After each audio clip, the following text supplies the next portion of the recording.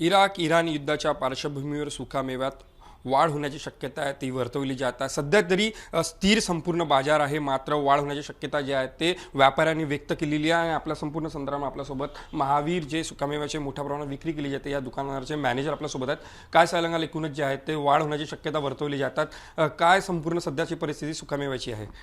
सुकामेव्यामध्ये आता ही 10 ते 15% मार्केटमध्ये वाढ झालेली आहे आणि येणाऱ्या वेळेस जर असंच युद्ध सुरू राहणार तर 20 ते 25% वाढ होण्याची शक्यता आहे।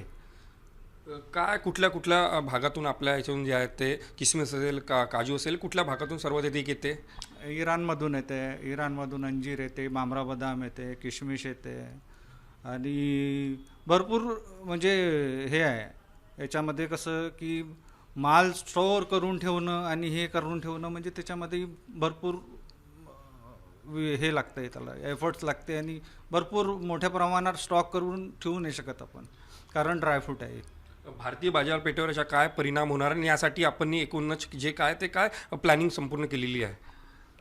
आमची प्लॅनिंग म्हणजे जे आहे आता सध्याच्या परिस्थितीमध्ये की आम्ही 20 दिवसाचा माल स्टॉक करून ठेवतो।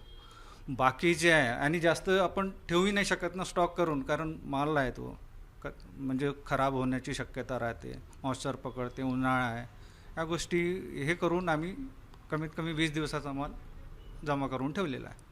किती पर्सेंट तुम्ही आमच्या दुकानात वाढू शकता? तुम्ही रिटेलर आहात त्यामुळे आमच्या दुकानात कसं आहे, जो रेट आज आहे तोच रेट आता सध्या चालू आहे। आता मार्केटून मधून जर वाढ होईल तर आम्हालाही रेट वाढवावं लागेल।